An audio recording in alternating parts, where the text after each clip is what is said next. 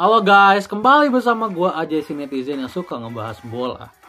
Oke, ada kabar burung yang berseliweran akhir-akhir ini dan ramai diberitakan oleh media-media supporter timnas Indonesia, di mana Kevin Dix yang kabarnya tidak memperpanjang kontraknya dengan FC Copenhagen. Katanya sudah deal untuk bergabung dengan Borussia Mönchengladbach di Jerman. Jadi Borussia Mönchengladbach itu, untuk yang belum tahu, adalah salah satu klub di Jerman yang bermain di kompetisi tertinggi Jerman atau Bundesliga. Jadi kalau Dix beneran datang, dia akan menjadi pemain Indonesia pertama yang berlaga di Bundesliga. Jadi bisa dibilang 1 tahun terakhir ini selain Jai Idris yang menjadi pemain pertama Indonesia dan ASEAN, pemain Indonesia pertama Indonesia yang bermain di Serie A Italia, kalau Kevin Dix jadi datang ke Borussia Mönchengladbach, Kevin Dix akan menjadi pemain Indonesia pertama yang bermain di Liga Jerman. Jadi bisa dibilang pemain kita ini sangat menyebar ya. Meskipun ya kita akui diaspora semua. Jadi ada yang di Inggris, ada yang di Jerman, ada yang di Belanda, ada yang di Belgia, ya. Nah, jadi kita mulai sekarang harus membiasakan diri mempunyai pemain-pemain yang di luar ya. Dimana kita tahu habitat dari pemain-pemain yang ada di Eropa ini kan berbeda jauh dengan habitat yang ada di Liga Indonesia. Kalau di Liga Indonesia itu ibaratnya selalu bisa digunakan ketika dibutuhkan lah. Kalau pemainnya sedang ada di Liga Indonesia atau di liga-liga ASEAN lah. Tapi kalau kita sudah berbicara pemain yang berlaga di liga yang di Eropa, jangan harapkan pemain yang berkarir di Liga Eropa ini bisa dengan bisa dengan suka-suka digunakan. Bisa dengan suka-suka digunakan itu nggak bisa, kayak contoh Piala AFF kemarin. Pemain sekaliber Ivan Jenner pun yang bermain di tim muda atau Justin Hubner yang di tim muda pun nyatanya sulit untuk dilepas oleh klubnya. Kenapa? Karena AFF bukan prioritas. Kan masih ada pemain-pemain yang berlaga di Liga 1 seperti itu. Jadi kita sebagai supporter pun harus membiasakan diri dengan itu, bahwa kita harus mengerti dengan pemain-pemain yang berkarir di Eropa. Bukan mereka nggak nasionalis, tapi memang mereka sangat kesulitan. Karena apa? Klub yang ada di Eropa kebanyakan itu udah sangat-sangat profesional, jauh lebih profesional dibanding klub-klub yang ada di liga di ASEAN. Kita harus membiasakan diri dengan itu. Dimana mereka mendevelop pemain-pemainnya ini dengan sangat hati-hati. Mereka mendevelop pemain-pemainnya, klub-klub yang di Eropa itu mendevelop pemain-pemainnya dengan sangat baik. Jadi nggak bisa sembarangan ketika misalkan ya contoh ada turnamen kecil-kecilan di Indonesia, terus tiba-tiba pemain seperti mereka ini wajib harus dipanggil, itu nggak bisa gitu. Dan pemain-pemain yang ada di sana pun sudah terbiasa dengan habitat seperti itu. Jadi ayo kita sebagai supporter juga mulai membiasakan diri dengan itu. Kalau kita memang pengen punya timnas yang sangat berkualitas, kita harus membiasakan diri dengan kehidupan profesionalnya mereka. Seperti itu.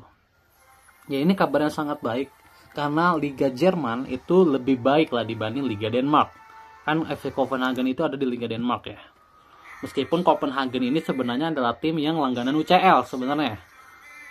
Jadi bisa dibilang Kevin Dix ini kalau datang ke Mönchengladbach ini kan jarang sekali main di UCL ya.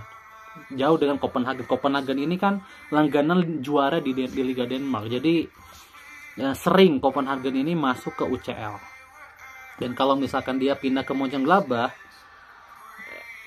ya Kevin Dix akan jarang sepertinya bermain di Eropa. Kenapa? Karena Borussia Mönchengladbach ini jarang ada di papan atas Liga Jerman, jarang bermain di Eropa gitu. Jadi ya we'll see dengan perkembangannya Kevin Dix, which is ini bagus ya, karena kenapa? Level liganya meningkat.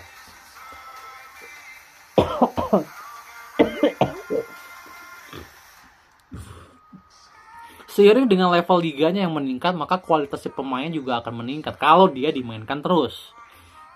Dengan catatan kalau dia dimainkan terus. Kan beda kalau dia cadangan, meskipun dia naik level liganya naik tapi dia cadangan, ya sama aja bohong. Nggak ada bedanya. Mending main di liga yang lebih bawah tapi starter. Itu akan jauh lebih bagus untuk si pemainnya itu sendiri. Jadi gue harapkan Kevin Dix datang tidak hanya sebagai pemain cadangan, tapi menjadi pemain inti di Borussia Mönchengladbach. Seperti itu. Kemudian kalau bicara soal Kevin Dix, gue masih ingat banget dimana Kevin Dix ini di masa mudanya ya. Di masa mudanya ini kan pernah membela timnas Belanda junior dan dia berpasangan dengan Kevin Verdonk. Gue tuh belum pernah melihat secara langsung ya duet dari Dix dan Kevin Verdonk sebagai bek tengah dan bek sayap. Kemarin kan ketika menghadapi Jepang, Verdonk sempat bermain bersama, tapi Dix di kanan, Verdonk di kiri kan. Jadi gue tuh pengen sebenarnya ada salah satu dari mereka itu bermain center back. Kenapa? Karena di timnas Belanda dulu, di timnas Belanda junior, itu Verdonk bermain sebagai bek tengah, bukan sebagai bek kiri. Bek kirinya ini kalian kalau misalkan ini jangan kaget ya. Di saat Verdonk dan Dix ini ada di timnas Belanda junior, yang menjadi bek kiri di saat itu adalah Jairo Riedewolf, salah satu calon pemain timnas kita juga. Jadi Dix, Verdonk, dan Jairo ini sudah sering bermain bersama-sama di zaman dulunya. Jadi Dix di kanan, Verdonk di bek tengah, Jairo di bek kiri. Kalian bisa lihat lah statistik pertandingan di 2014 timnas muda Belanda di 2013-2014. Jairo itu bermain di bek kiri loh. Jairo itu bermain di bek kiri. Jadi akan sangat ditunggu sih Kevin Dix. Mungkin Kevin Dix bisa main di bek tengah atau Verdonk bisa main di bek tengah, we'll see. Tapi akhir ini kan Verdonk selalu main di bek kiri ya, karena di bek tengah udah banyak sekali pemain berkualitas di sana. Jadi we'll see dengan chemistry yang sebenarnya sudah berjalan, mampukah Patrick Kluivert memanfaatkan potensi mereka semua. Dan kalau bicara soal Kevin Dix, ya dia sebenarnya sudah sangat senior ya, 28 tahun. Jadi we'll see ya, apakah dia bisa bertahan lama di level ini. Kenapa? Karena Dix ini diproyeksikan akan digunakan sampai Piala Dunia 2030. Artinya ada target besar di Piala Dunia 2030 kan, dimana bisa dibilang Piala Dunia 2026 ini adalah opsional, target opsional, tapi Piala Dunia 2030 adalah target super wajib, sangat wajib gitu. Jadi we'll see apakah Kevin Dix bisa bertahan di level ini sampai 5 tahun lagi, berarti ya di usia yang 33-34 tahun.